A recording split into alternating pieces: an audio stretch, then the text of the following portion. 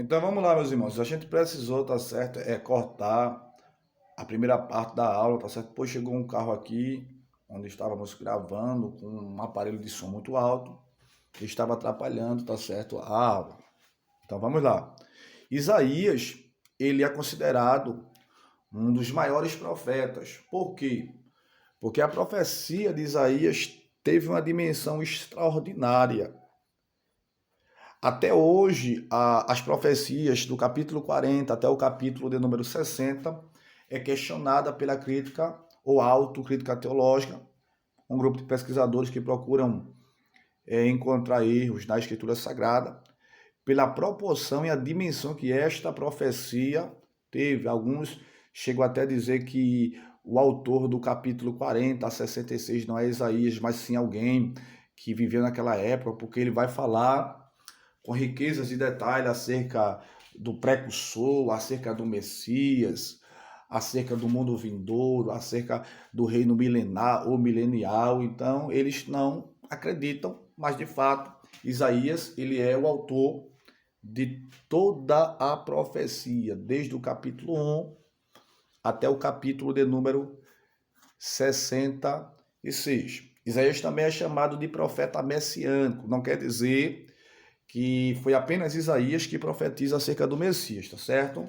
Há muito texto que fala acerca do Messias de forma direta e de forma indireta. A Bíblia é um livro cristocêntrico.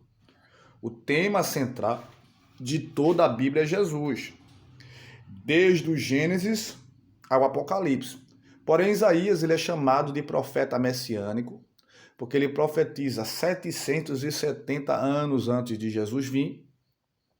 E dentre os profetas e dentre as profecias acerca do Messias, ele é um dos profetas que fazem mais menção acerca dele. É por isso que ele é chamado de o profeta messiânico, porque ele é um dos que mais profetiza acerca do Messias.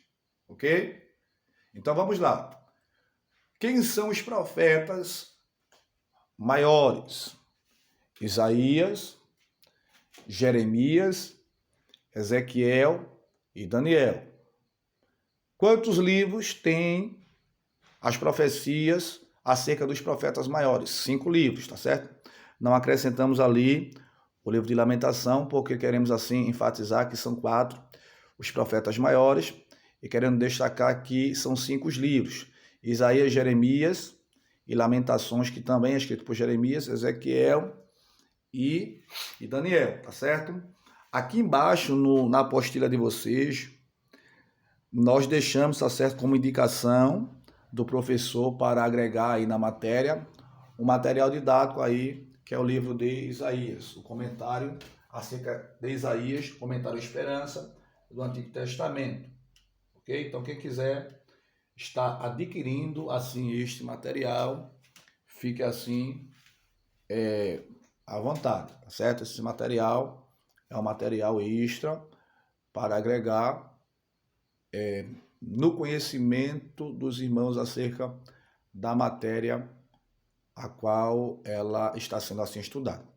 Meus irmãos, neste próximo slide aí, nós queremos aqui enfatizar com riqueza de detalhes, tá certo?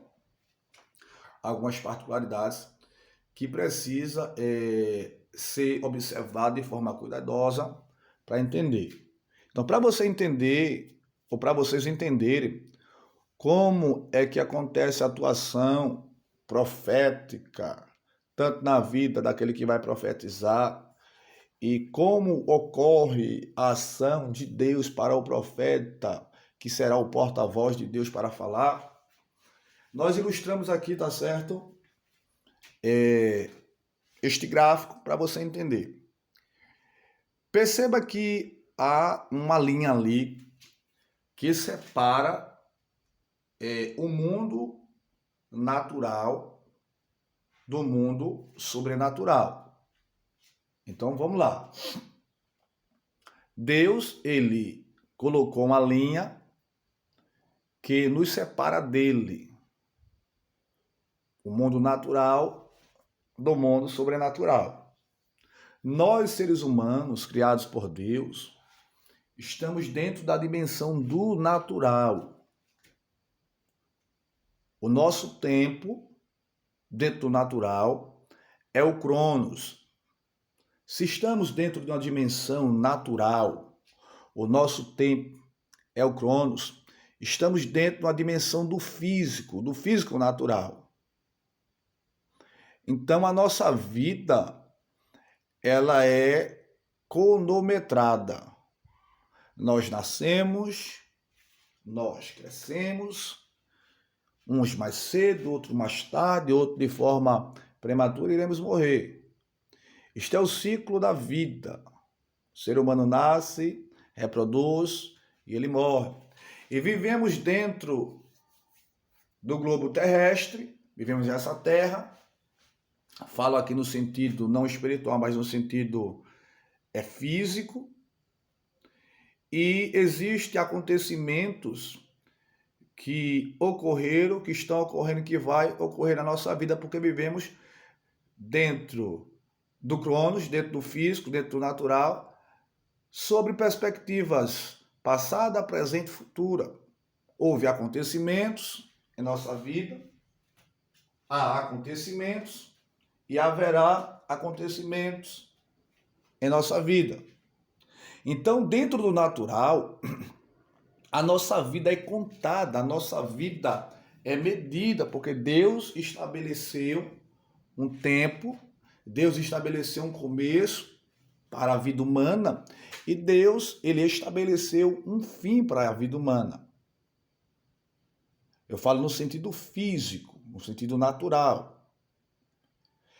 Só que o profeta, ele está dentro desta dimensão do natural, do físico, do limitado. Deus, ele está na dimensão do sobrenatural. Então, a dimensão do natural é temporal.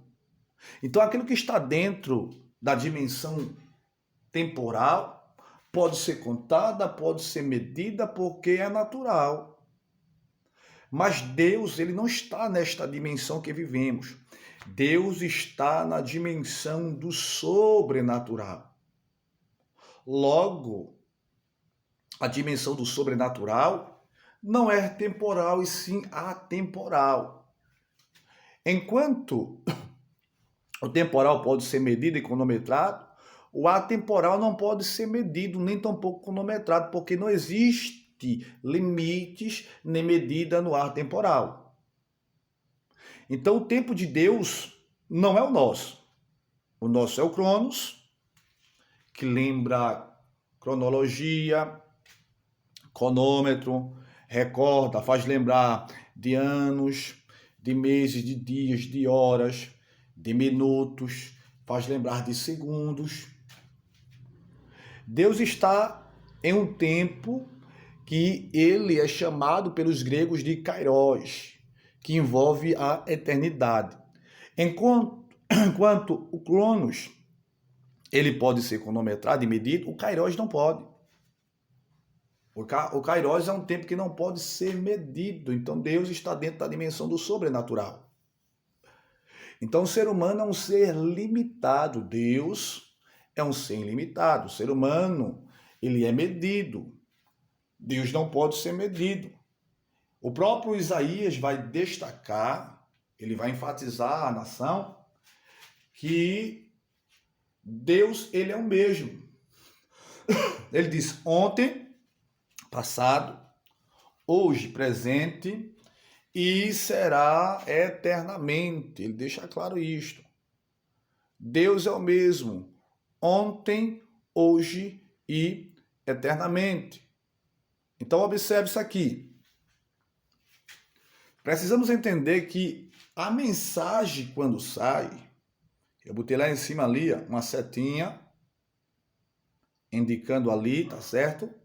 Que a mensagem sai da eternidade, de Yahweh, de Deus, para o Nabi, para o profeta, para o porta-voz. E esta mensagem, quando sai, ela não sai dentro da dimensão do natural. Ela sai dentro da dimensão do sobrenatural. Então, se a mensagem ela sai da dimensão do sobrenatural, ela sai da eternidade, de uma dimensão sobrenatural, de um tempo que não é temporal, mas sim atemporal, sem medida. Então, esta mensagem é de Deus e não pode ser medida pelo profeta. Só que ela sai da eternidade, do sobrenatural para o natural. Ela ultrapassa a barreira, ela ultrapassa a linha do sobre para o natural. Então, tudo que o profeta recebe para transmitir para a igreja não pode, não devem ser ignorado. Ah, pastor, mas existem muitas pessoas que a sua vida não condiz com o que eles pregam. Tudo bem, é verdade. Existem pessoas que vão profetizar, que vão curar, que vão falar línguas estranhas, que vai expulsar demônio, mas no final vai para o inferno. A gente sabe disso, está escrito. Mateus capítulo 7, versículo de número 21, Jesus deixou claro: nem todos os que me dizem Senhor, Senhor, entrará no reino dos céus, porém aqueles que fazem a vontade de meu Pai que está no céu. É fato, nós sabemos disso plenamente, e é fato. Porém, precisamos assim precisamos entender que essas pessoas podem até fazer e ser usado por Deus. Porém, se a sua vida ela não condizir com a vontade de Deus, se não levar uma vida de obediência, de santidade, de verdade, essas pessoas vão ser usadas porque Deus usa para o propósito dele. Deus não usa por causa do indivíduo, da indivídua que está fora da vontade de Deus. Deus usa pelo seu próprio propósito. O versículo de número 22 do Evangelho de Jesus Cristo, segundo escreveu Mateus, do capítulo 7, que ora lemos, no versículo 22, Jesus vai deixar claro: olha, muitos me dirão naquele dia, em teu nome eu profetizei, em teu nome eu falei línguas estranhas, em teu nome eu expulsei demônios, em teu nome eu curei. E fizeram de fato, foram usados para o propósito de Deus, porque a unção é de Deus, tudo que temos é dele. Paulo diz que tudo é dele e Paulo diz que tudo é para ele. Então tudo é dele e tudo é para ele. Então Deus usa para o propósito dele. Mas o fato de ser usado por Deus não quer dizer que a pessoa está dentro da vontade de Deus. Às vezes está, às vezes não, mas Deus tem um propósito em usar. Deus, quando quer usar alguém, ele pode usar até o ímpio, se for da vontade dele. É regra? Não, é uma exceção, mas Deus faz conforme a sua própria vontade, o seu próprio querer. Deus usou Ciro e chamou Ciro de ser ungido. Ciro foi usado por Deus para libertar o povo, para libertar os judeus, porque esta foi a vontade de Deus. Mas Ciro não era um cristão. Ciro, ele não servia a Deus, mas foi usado por Deus para este fim, para este propósito. A mesma coisa Artaxerxes, Longimanus, ou Assuero, ele foi usado no ano de 444, aonde ele vai dar cartas a Neemias para reconstruir os muros de Jerusalém. Entendeu? Porém, o indivíduo não era crente, nem tampouco servia a Deus, mas foi usado por Deus para beneficiar Neemias e reconstruir os muros que estavam derribados e as portas queimadas a fogo. Então, precisa entender que Deus usa quem ele quer. Então, vamos lá. Quando a palavra sai para o profeta, precisa entender que a palavra não é do profeta. O profeta é um nabi, o profeta é um porta-voz, o profeta é um instrumento que será usado para o fim que Deus assim estabeleceu, mas a palavra é de Deus. Paulo diz que tudo é dele, tudo é para o propósito dele. Então precisa entender isso aqui. Porém, Paulo, ele nos dá uma recomendação para julgarmos as profecias. Por quê? Porque as profecias, ela pode ter no mínimo aí três naturezas. A natureza humana, tem pessoas que falam, diz que é Deus quando não é Deus, na realidade. No Antigo Testamento existia a escola de profetas, os profetas precisavam ser orientados porque aqueles que profetizassem acerca de Deus, dizendo ser Deus, quando na realidade não era, essas pessoas morriam apedrejadas. Hoje as pessoas usam o álibi, dizendo que Deus falou, que Deus disse, que Deus mostrou, e às vezes não tem nada a ver, e não foi Deus, e é só para comover as pessoas, porque vivemos hoje em meio a uma sociedade muito emotiva. Tudo é Deus, tudo é Deus, tudo é Deus, não é bem assim. Até porque, se pararmos para analisar o texto sagrado, um dos homens que mais teve intimidade com Deus era Moisés. A Bíblia diz que Moisés, ele falava com Deus, ou Deus falava com Moisés face a face, como fala um amigo com o outro. Mas não se vê no texto sagrado toda hora Deus falando com Moisés. Deus falava de forma específica para um propósito específico, para um fim específico. Era assim que acontecia.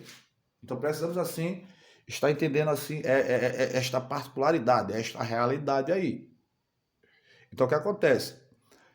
A profecia ela pode ter no mínimo três naturezas: a natureza humana, a natureza satânica e a natureza divina. Deus pode usar, mas também o diabo pode usar. Lembra de Pedro? A Bíblia diz que Deus, na pessoa de Jesus, seu filho, faz uma pergunta aos discípulos e diz: olha, o que dizem os homens ser o filho do homem? Alguém diz: olha, alguns dizem que você é João Batista, que ressuscitou dos mortos. Outros dizem que você é Elias ou um dos profetas veterotestamentários. E Jesus pergunta ao grupo, ele não pergunta a Pedro de forma específica, ele pergunta ao grupo, aos 12. E vós, o que dizeis que eu sou? E a Bíblia diz que Pedro, usado por Deus, diz assim: tu és o Cristo, o Filho do Deus Altíssimo. Ele foi usado por Deus naquela revelação. E o próprio Jesus olha para Pedro e diz: bem-aventurado és tu, Simão Bar-Jonas, ou Simão, filho de Jonas, porque não foi a carne e nem foi o sangue que tu revelou, mas meu Pai. Então, Pedro tem uma revelação direta da parte de Deus para aquele momento, para aquela ocasião ali. Mas em seguida, Jesus começa a falar do propósito, o porquê dele ter vindo, o que ele vai ter que enfrentar para cumprir o propósito que não era dele, era de Deus. Automaticamente, quando ele diz que vai morrer, que vai ser entregue, que vai ser crucificado, que vai ser escarnecido, etc., a Bíblia diz que o próprio Pedro diz: não, mestre, isso não vai acontecer contigo. Automaticamente, o homem que tinha sido usado por Deus na revelação também estava agora sendo usado por Satanás e é repreendido por Jesus. Jesus vai dizer: para trás de mim, Satanás, porque você não compreende as coisas de Deus e sim as coisas que são da terra. Então, a profecia tem essas naturezas, ou essas fontes, uma fonte humana, a fonte satânica e a fonte divina. É por isso que Paulo diz que devemos julgar as profecias.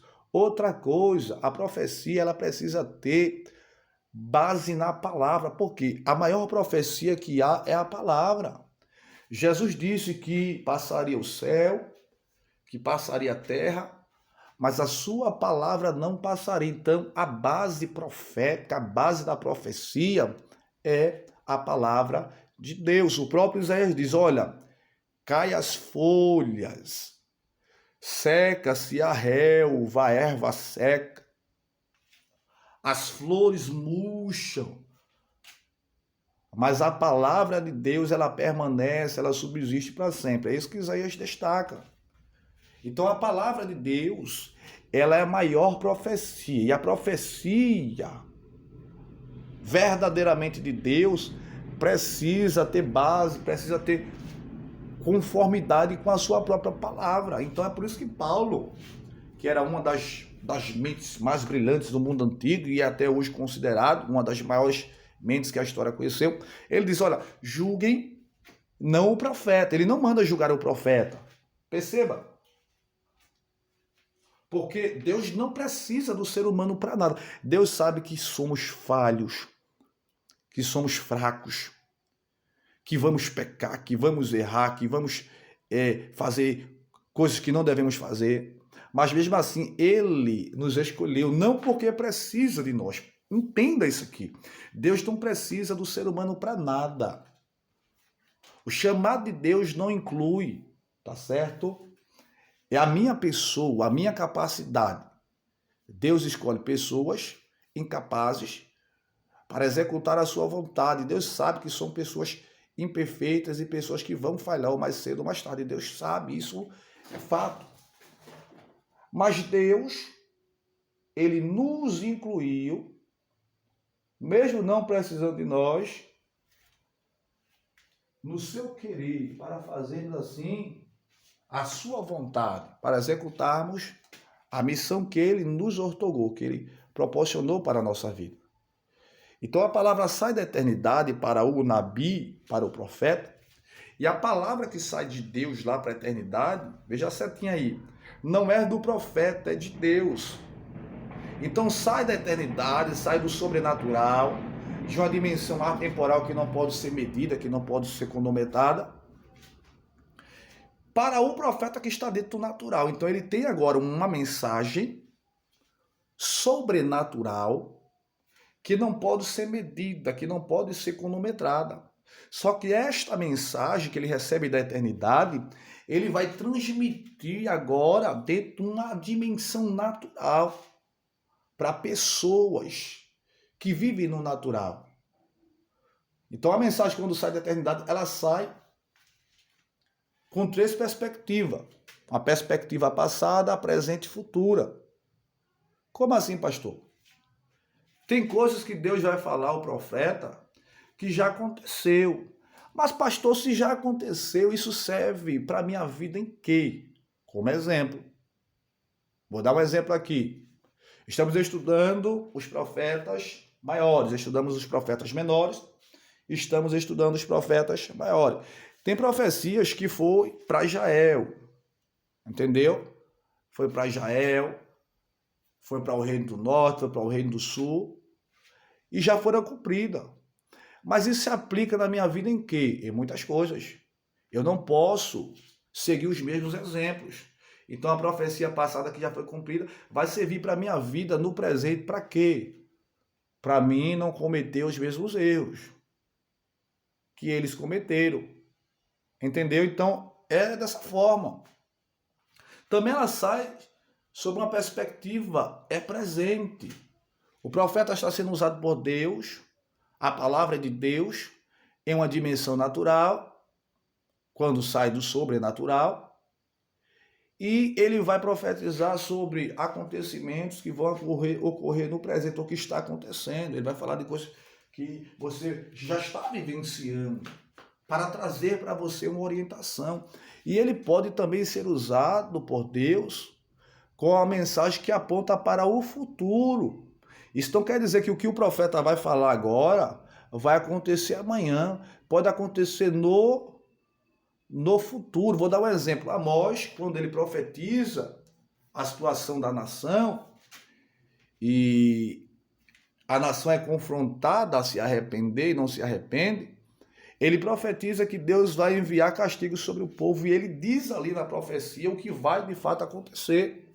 Mas aquilo que ele profetiza só vai acontecer 30 anos depois, mas vai acontecer. Então é uma palavra que está dentro de uma dimensão futura. Entendeu? Vou dar um exemplo que eu estava falando no seminário, para encerrarmos, tá certo? A aula de hoje, a parte introdutória dos profetas maiores. Vamos supor que você está na congregação, na igreja, na catedral, que você faz parte, no cenáculo, etc. Você está onde você se congrega. De repente, o pastor, o irmão, o nabi, o porta-voz, ele recebe a mensagem. Só que a mensagem é uma mensagem extraordinária. O profeta vai ser usado para Deus, por Deus no caso, e vai dizer ali agora que existem pessoas que estão em adultério. Aí você olha assim, como às vezes a congregação é pequena, você conhece todo mundo, e mora na comunidade, também conhece a vida de todo mundo, vê que os irmãos têm ali um caráter ilibado, irrepreensível. Aí você vai fazer uma análise, rapaz, aqui não tem ninguém nessa situação, não. Aí talvez você pode até dizer assim, mas o profeta errou. Pode ser, mas também pode não ser. Por quê? Como a profecia sai da eternidade, de uma dimensão sobrenatural, dentro de uma dimensão atemporal que não pode ser medida, precisa entender que ele pode estar falando de um acontecimento futuro para pessoas presentes. Exemplo, tem pessoas ali que não estão naquela condição, mas ele já está falando para quem está presente ali que lá na frente, no futuro, vai acontecer uma ocasião onde alguém que está ali presente vai se enrolar. Ele já está advertindo agora no presente um acontecimento do futuro. E as pessoas precisam estar atentas a isso, para não se embaraçar. Esta é a realidade dos fatos. Então não pode ignorar o que é falado, precisa julgar as profecias para ver se tem base, se tem fundamento.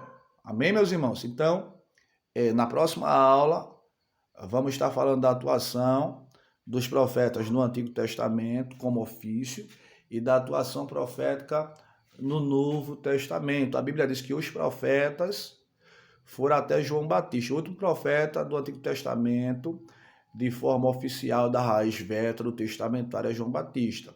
Precisamos entender isso aqui também, que hoje a ação profética não é um ofício, e sim um ministério. Amém? Então, na próxima aula vamos estar falando acerca disso e até a próxima aula, assim, em nome do Senhor Jesus. Amém? Deus abençoe a todos.